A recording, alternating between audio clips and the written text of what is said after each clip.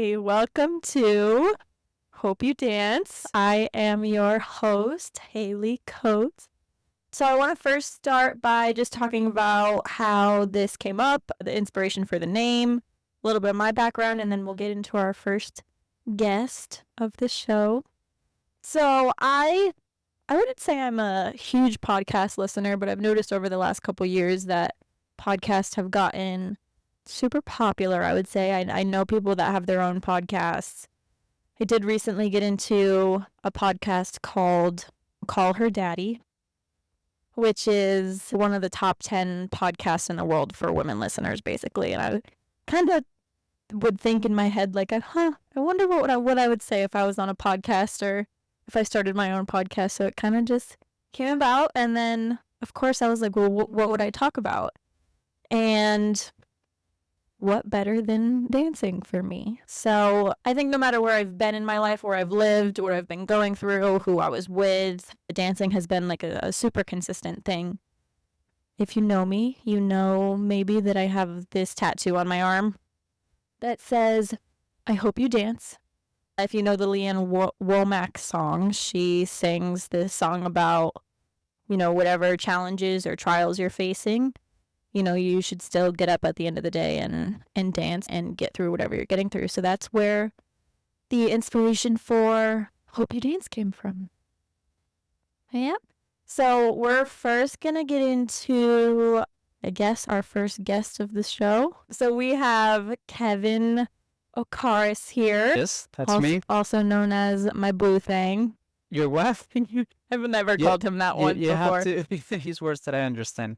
My boyfriend. There we go. My boyfriend. There we go. That works better. And I brought him on for a couple different reasons. One being that I really needed somebody that I was comfortable talking to. I think for the first couple of episodes, I'm sweating. It's okay. I'm sweating. I was sweating. I had to put a sweatshirt on because I just ate and now I have a little bit of a bloat. But one, because I needed somebody that I was really comfortable talking to in the first place. And two, because I think his story in general about how he started dancing and about how we ended up as a couple is kind of interesting. Oh yeah, it's very interesting. It's very interesting. So I do want this podcast to be not only about dancing, although that is going to be the main focus, but I guess just other things that are part of your story or that I find a little interesting. So we're going to start there. Do you want to talk about a little bit about how we met? Yeah, well, first of all, I want to say thank you. It's an honor to be here. I think I already said it before. I think you have something really good on your hands.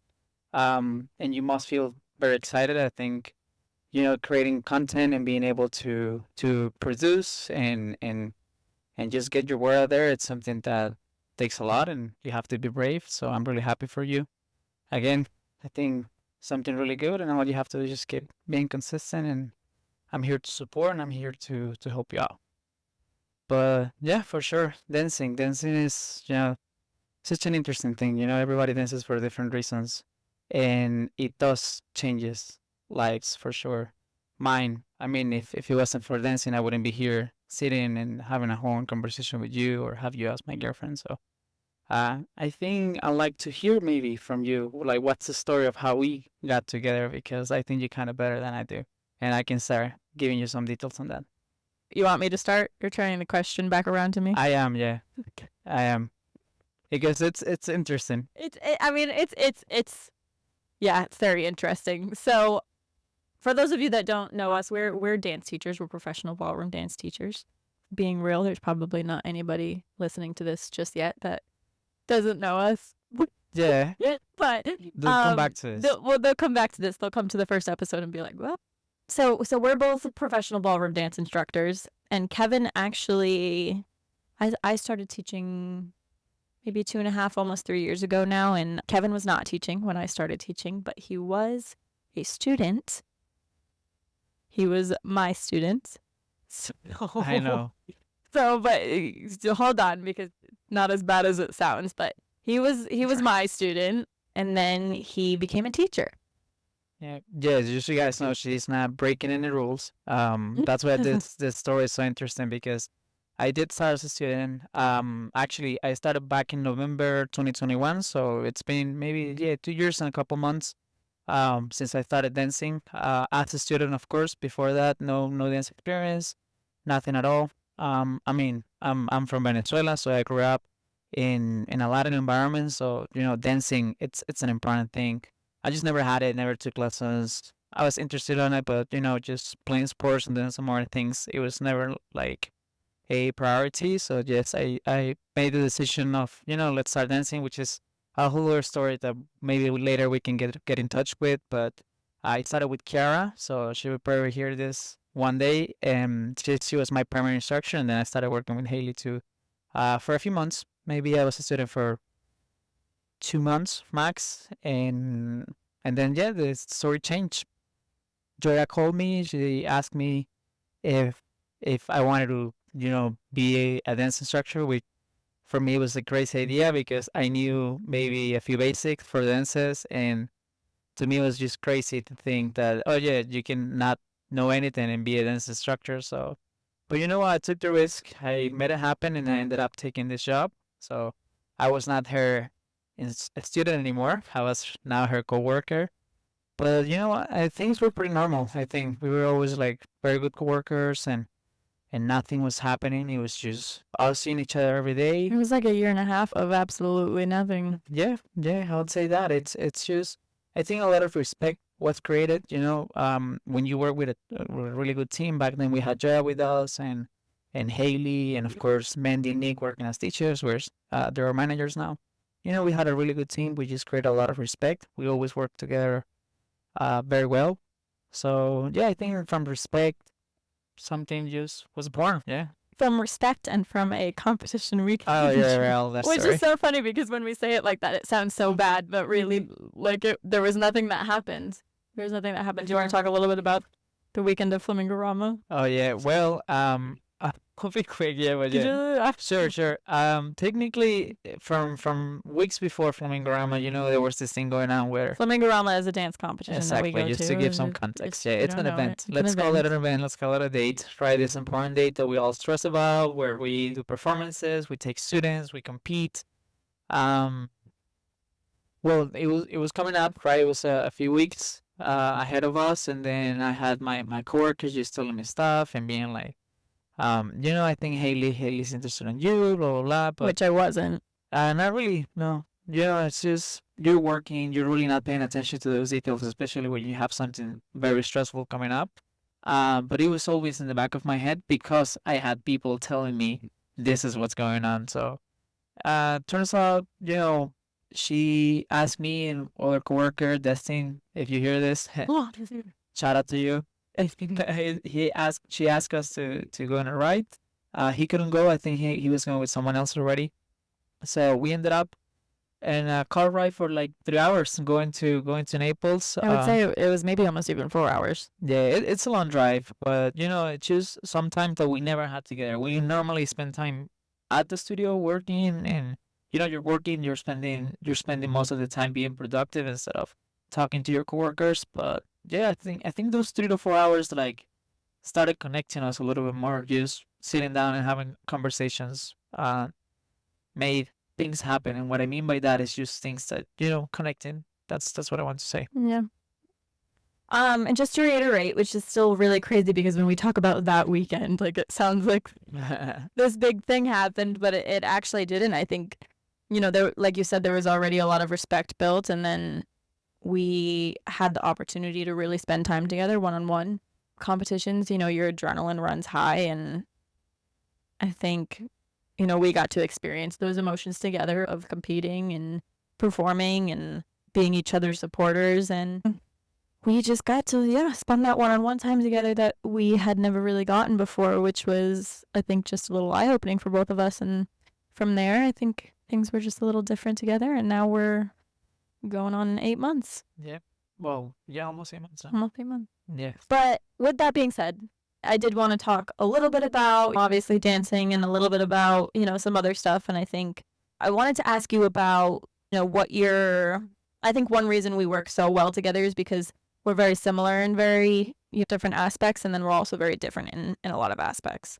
So I'm obviously a very high stress, high anxiety person. You guys know me, you know that. Sorry, Nick and Mandy, our managers, that you have to, deal with that. Emily a lot too. of Emily too. But I think another reason why, at least in my opinion, we work so well together is because of our love languages, right? Mm-hmm. And I think there's so much controversy in the fact that people think love languages are a really big thing, and people also think that love languages are not actually that big of a deal, and you can still make a relationship work if your love languages aren't the same. So I wanted to get your opinion on that. Well, I do think they're super important. Some people, they have opinions and they say that you can make something work if even if you don't have the same love languages, but I have to disagree on that point because if you like something, of course you like to receive it, right? And as a partnership or in a relationship, if you even if you, let's say you're not a super fan of doing something, let's put as an example, like you're not a very effective person physically, but your partner does like that. I think I wouldn't call it a sacrifice, but it's something that you have to take a step to make it happen and have your relationship go a little bit better. So I do think they're important. I think that they're actually a priority, and even in the first few dates, you should know other person's love languages in order for you to make things work. Because in our case, for example, Haley really likes words of affirmations. That's something that's super important for her. Um, which is not for me. You don't have to tell me things. So I just have to let her know and make that a priority, you know? So I think they're important. I think they're super, it's a priority for a relationship. Yeah, I mean, honestly, even to like coming a little bit from a relationship where our love languages were so different, I don't think I actually realized how important it was until you and I started dating, and I was like, oh damn, like this is like how easy it's supposed to be. Yeah, I think that's the point. It makes things way easier, and I personally think that's how a relationship is supposed to be. A relationship is supposed to make your life easier. It's supposed to be nice. You know what I mean? If you come back home and you're fighting or if you're having trouble with your partner, that's really not good. You're gonna be with that person. At least you're planning to be with that person for the rest of your life. So if that's your environment every day, then that's really not something productive for you or the other person.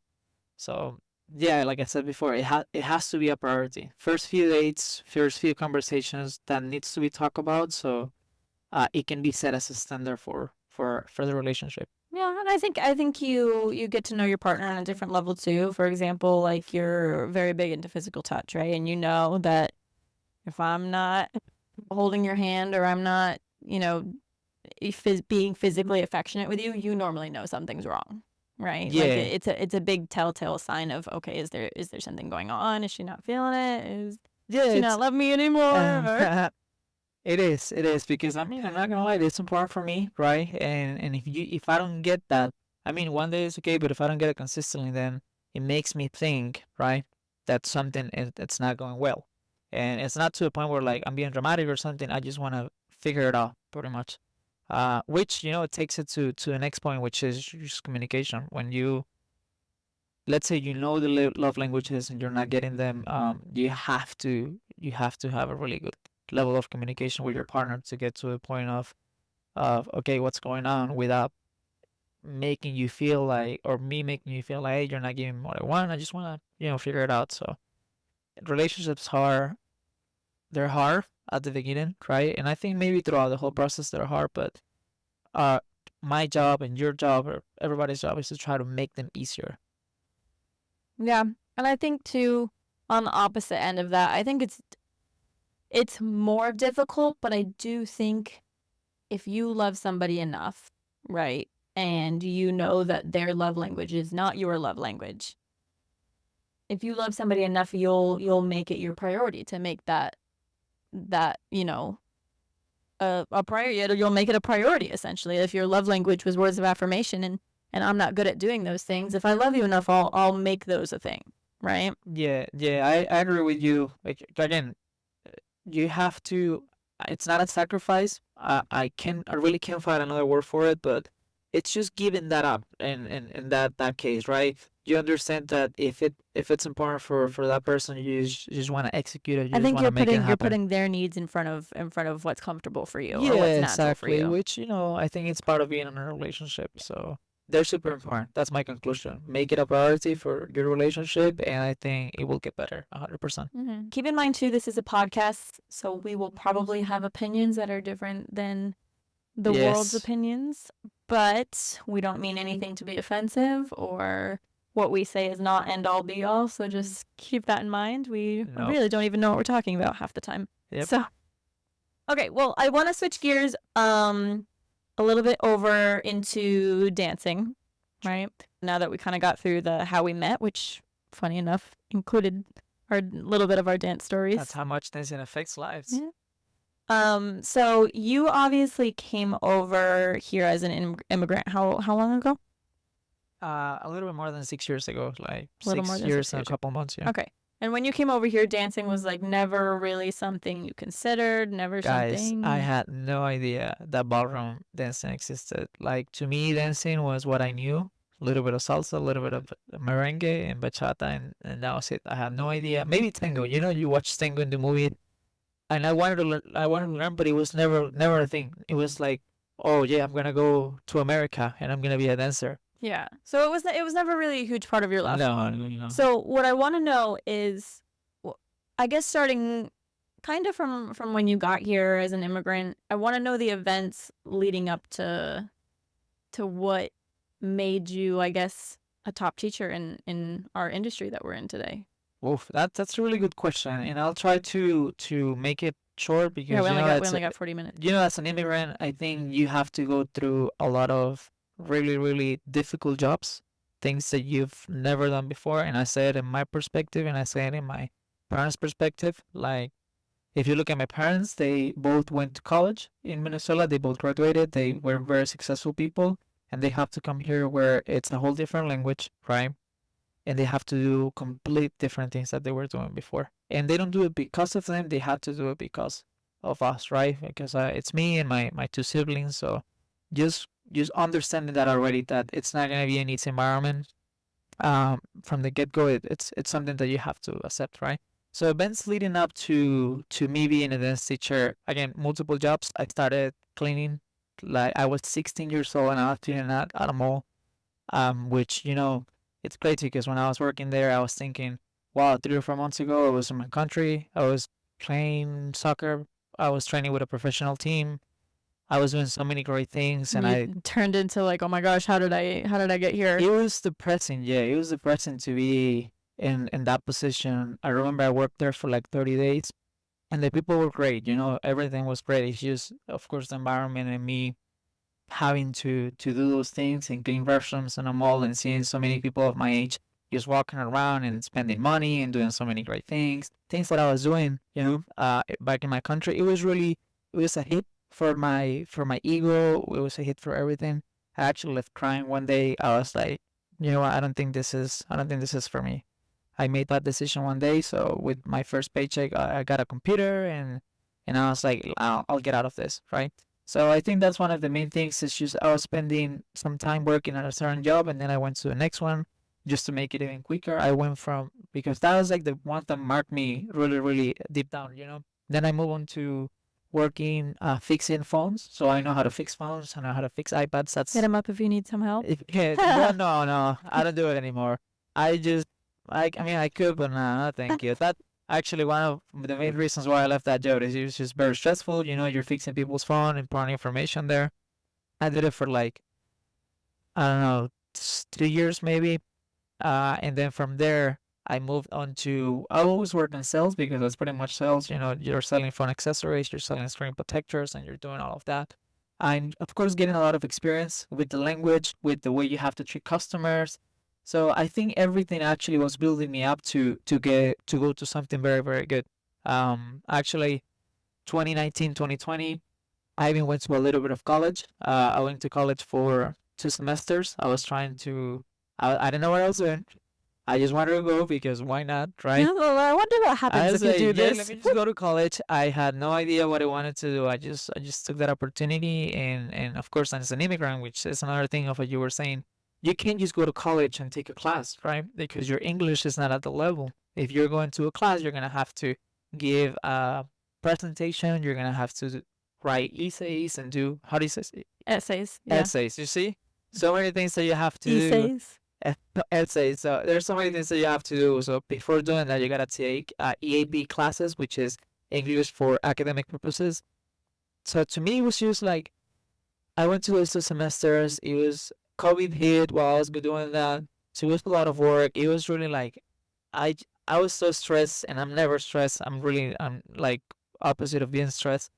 So I was like, I don't think this is for me. I'm spending way too much time. Ladies, listen up.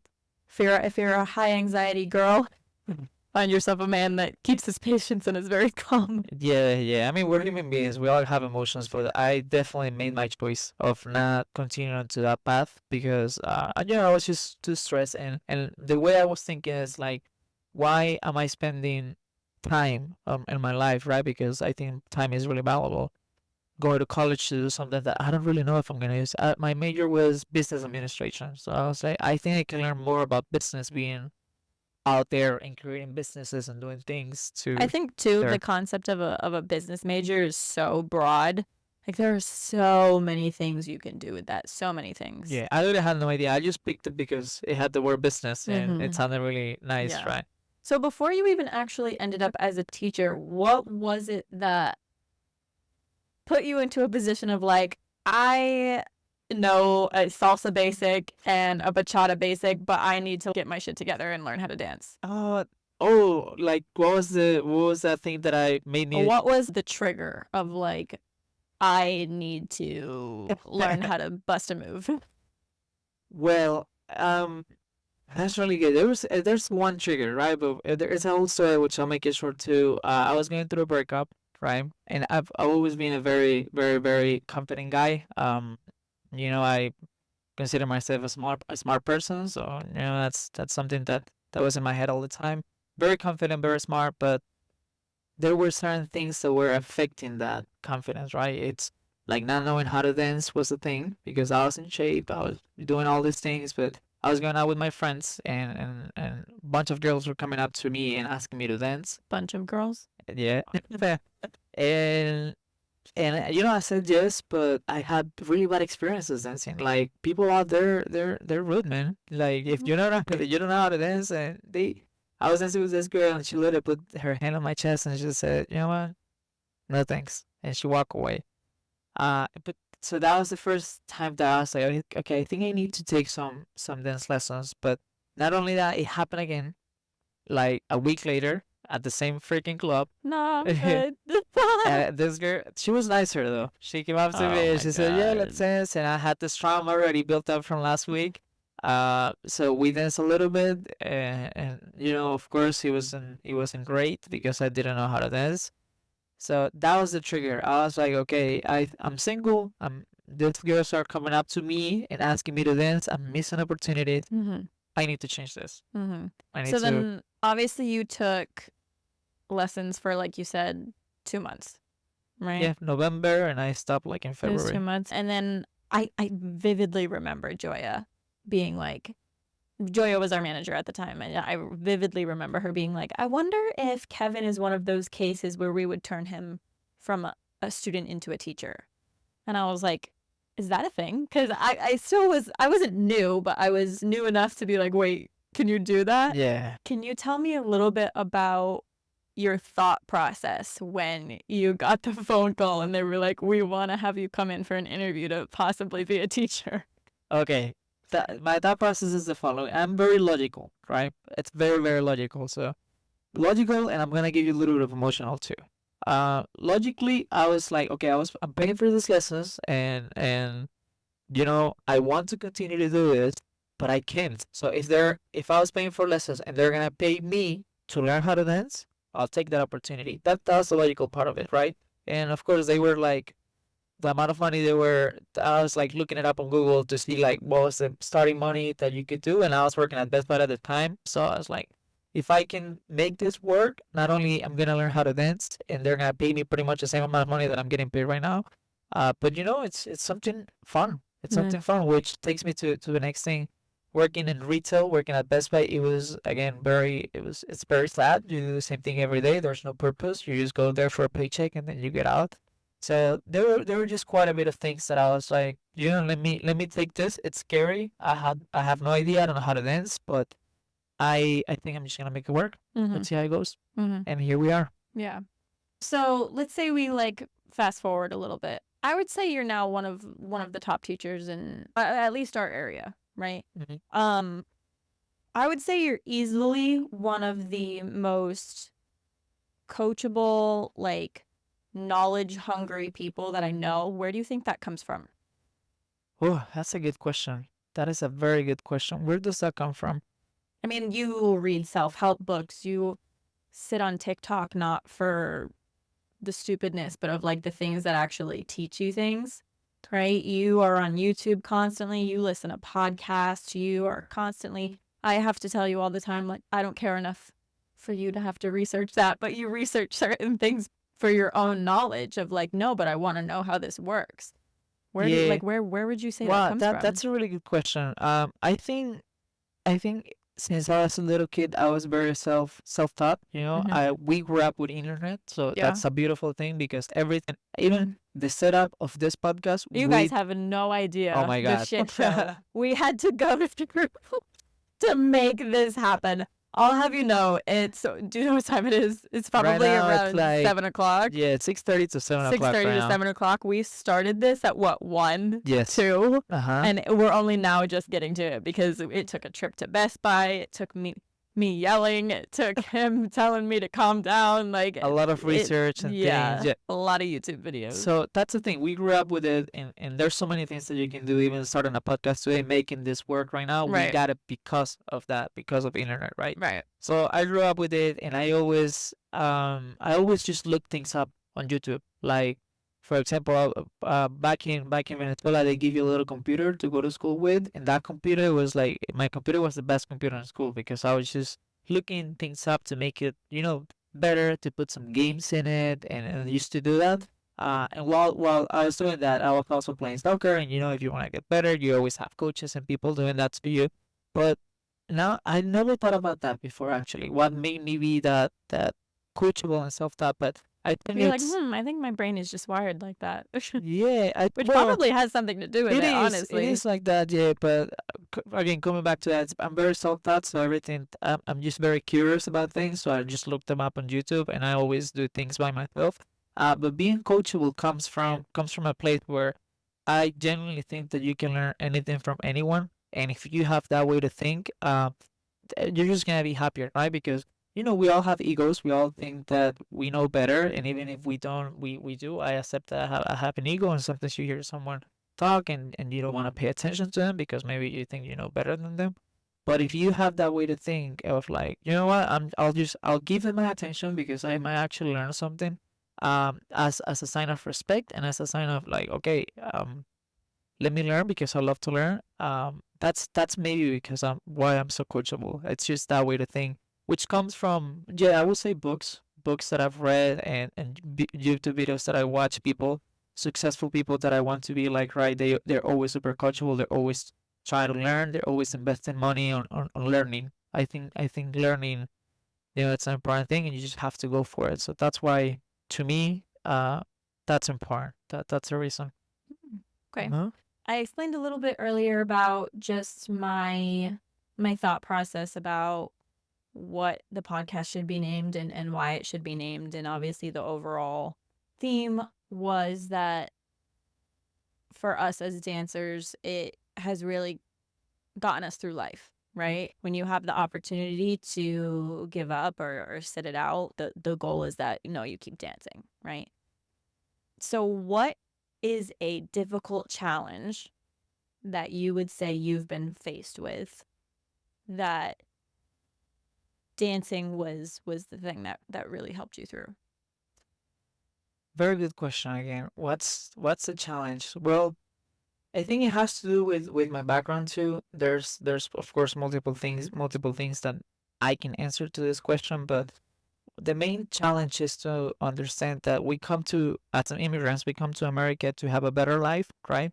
And what the way we understand that, and when I say we, I refer like my family, my parents, my grandma, they think that the best goal for you to be successful is that you have to go to college, correct? That you have to graduate, go to college, and be a very successful business guy or be an accountant, a lawyer, something like that, right?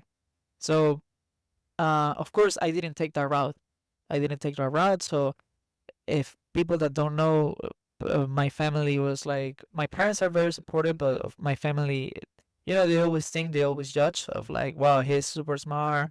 I know he always had really good grades and he's not taking that opportunity to be in America. So that challenge of, oh, I'm here just dancing and having fun, that's what they see, right? Until you start like growing and traveling around the country or even outside of the country, because we just went to Canada, getting really good at communication skills, at sales. Like when your family really starts seeing you grow like that, and understanding like, oh, this is actually a career. This is actually something where you can be successful at, where you can make money at.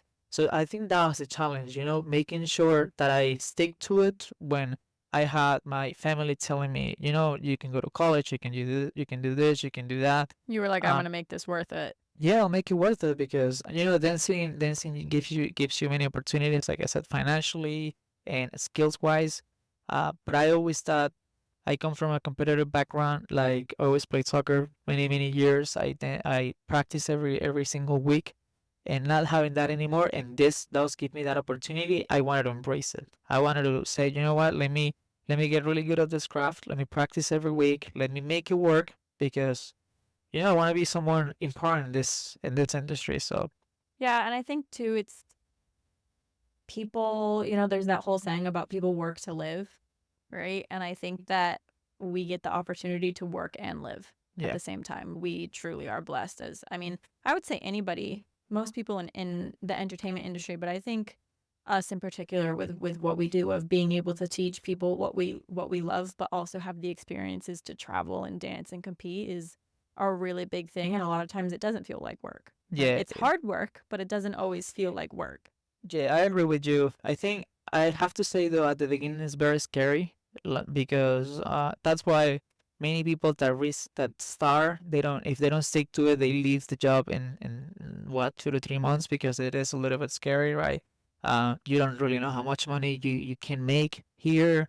You don't really know if you're ever gonna learn how to dance, if you're gonna be that good, because you're always comparing yourself to other people.